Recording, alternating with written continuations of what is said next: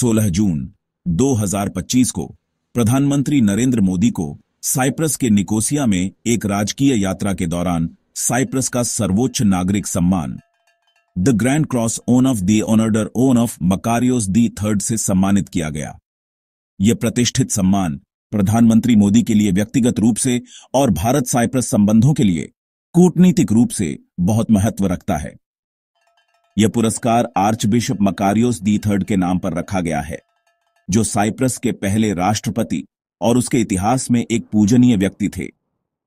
यह सार्वजनिक सेवा, कूटनीति, शांति और सांस्कृतिक संवाद में असाधारण योगदान को मान्यता देता है।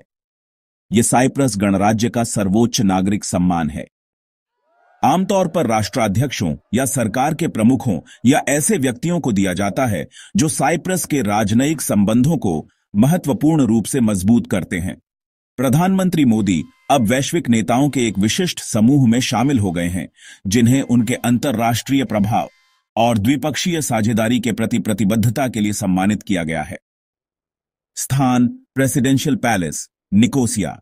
प्रस्तुतकर्ता साइप्रस के राष्ट्रपति निकोस क्रिस्टोडोलाइड्स। अवसर प्रधानमंत्री मोदी की आधिकारिक राजनयिक यात्रा का हिस्सा, जिसका उद्देश्य यूरोपीय संघ और भूमध्य सागरीय संबंधों को मजबूत करना था। तो समारोह में आप जानते हैं, पारंपरिक साइप्रस शिष्टाचार शामिल था। पीएम मोदी की स्वीकृति विनम्रता और भारतीय सभ्यतागत मूल्यों और वैश्विक शांति सिद्धांतों के प्रति गहरी श्रद्धा से चिह्नित थी। मैं यह सम्मान 1 अरब 40 करोड़ भारतीयों को समर्पित करता हूं। यह उनकी ताकत, आकांक्षाओं, समृद्ध सांस्कृतिक विरासत और वसुधैव कुटुंबकम, दुनिया एक परिवार है, के दर्शन की पहचान है।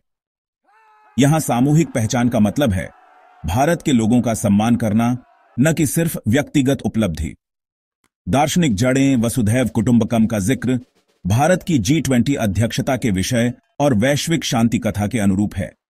और खैर, सॉफ्ट पावर कूटनीति भारत के सभ्यतागत लोकाचार को एक पुल निर्माता के रूप में मजबूत करती है, न कि एक आधिपत्य के रूप में।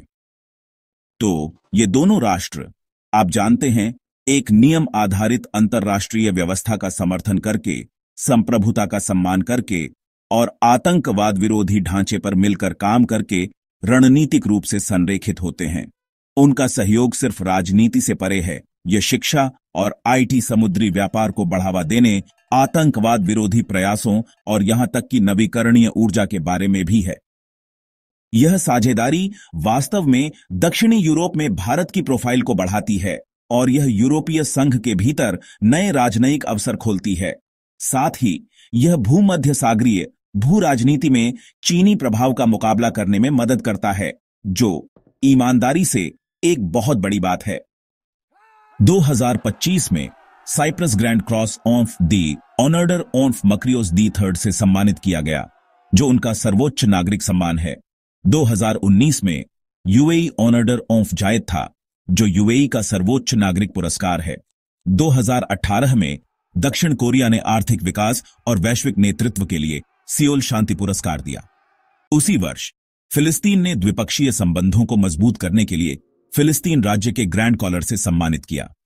2018 में ही रूस ने सेंट एंड्रयू का ऑनर्डर प्रदान किया, जो रूसी संघ का सर्वोच्च ऑनर्डर है। तो यहां लोग ऑनलाइन क्या कह रहे हैं? @राष्ट्रवादी_4 इसे कहते हैं भारत की वैश्विक प्रतिष्ठा का प्रमाण। फिर @शंकर परमार 99 कहते हैं उनके वैश्विक नेतृत्व का प्रमाण। और आप जानते हैं, @IRAVICANTI BJP उल्लेख करते हैं भारत साइप्रस संबंधों को मजबूत करना। इसके बारे में पोस्ट्स को खैर 23 से 2000 से ज्यादा बार देखा गया है और ईमानदारी से सबसे आम #, #ModeInCyprus, #ProudIndian और #GlobalLeadership हैं। तो आइए यहां कुछ प्रमुख सीखों को तोड़ते हैं।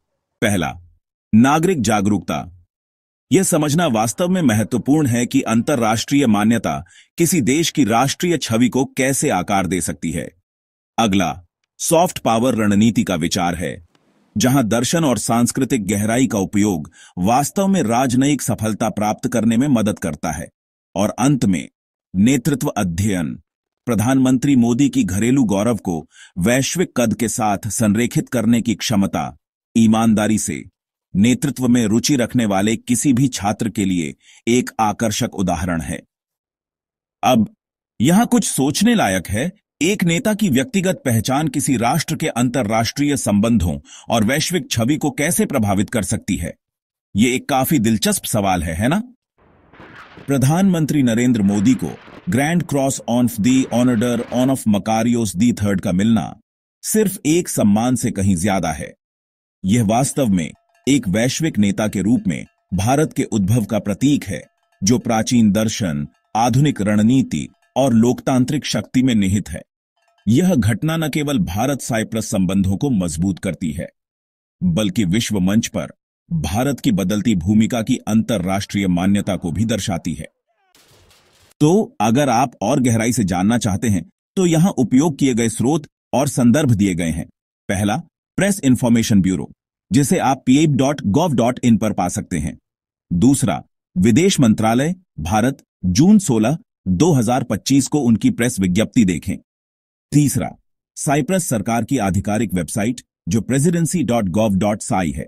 चौथा, सार्वजनिक सोशल मीडिया प्रतिक्रियाएं, खासकर एक्स पर, जिसे पहले ट्विटर कहा जाता था, ऊपर उल्लिखित हैंडल के साथ। और पांचवां, MEA फॉरेन ऑनर्स आर्काइव से ऐतिहासिक विश्लेषण, जिसमें 2015 से 2025 तक के वर्ष शामिल हैं।